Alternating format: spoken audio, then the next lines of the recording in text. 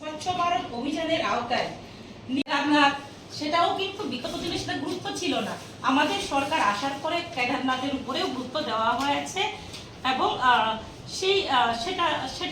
সেটাকে গুরুত্ব দিয়ে কিভাবে টুরিস্ট স্পট আরো বাড়ানো যায় তার উপরে গুরুত্ব দিয়েছে আমাদের সরকার। পাশাপাশি যে স্ট্যাচু অফ ইউনিটি, তার পাশাপাশি পঞ্চতীর্থ, পাশাপাশি যদি আমরা লক্ষ্য করি জাতীয় যুদ্ধ যে স্মারক, তার পাশাপাশি যদি লক্ষ্য করি আমরা ইন্ডিয়া গেটে যেটা নেতাজি সুভাষচন্দ্র বসুর মূর্তি উন্মোচন করে যে আমাদের বীরদের সম্মান করা, সেটা আমরা আমাদের মোদিজির নেতৃত্বে আমরা করতে পেরেছি।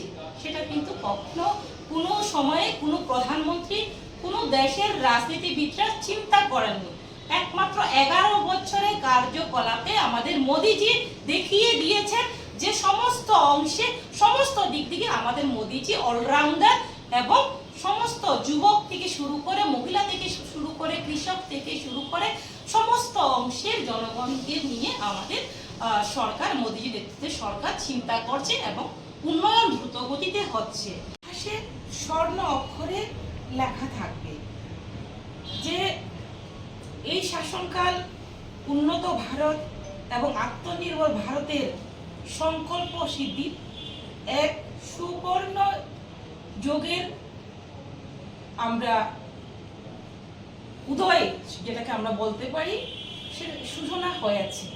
তো সেই ক্ষেত্রে যদি আমরা লক্ষ্য করি যে যখন থেকে ভারত স্বাধীন হয়েছে সেই তখন থেকে যদি লক্ষ্য করি যে প্রধানমন্ত্রী সেই তখন থেকে জওহরলাল নেহরু থেকে শুরু করে যদি আমরা বলি, ইন্দিরা গান্ধী থেকে শুরু করে মনমোহন সিং থেকে যদি বলি, তাহলে সেই সময়কালে কিন্তু আজকে ভারতকে আমাদের বিশ্বে পরিচিতি ছিল না। একমাত্র আমাদের মোদিজির নেতৃত্বে আমাদের আজকে বিশ্বে ভারতের আমাদের যে দেশের নাম আমাদের উজ্জ্বল হয়েছে।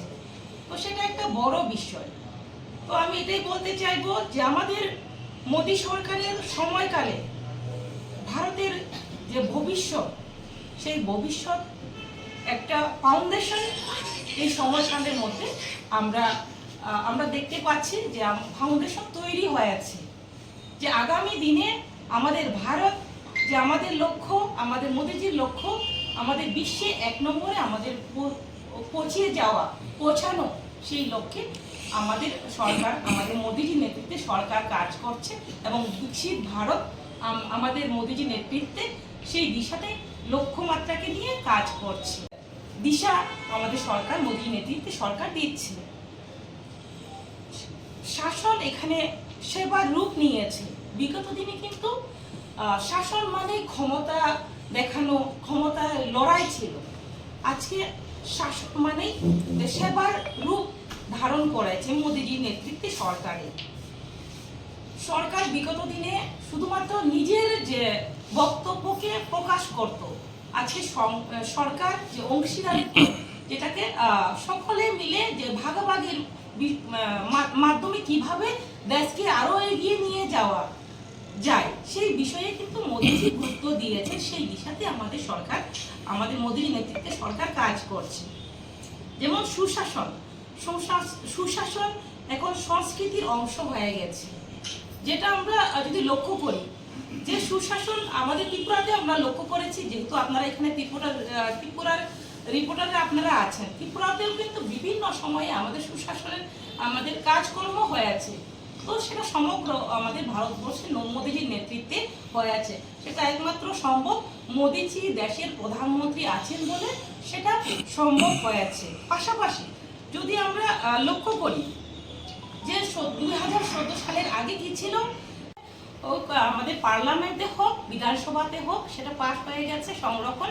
আমাদের মহিলারা 33% পেয়েছে।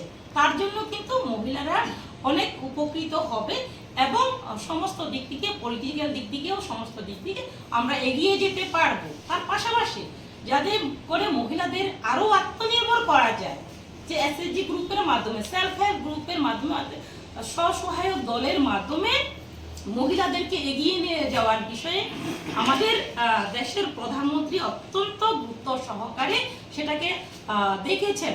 তার জন্য আজকে আমাদের দেশে যদি আমরা লক্ষ্য করি যে মহিলাদেরকে 10 কোটির বেশি মহিলা 90 লক্ষ স্বনির্ভর গোষ্ঠীতে যোগ দিয়েছে আমাদের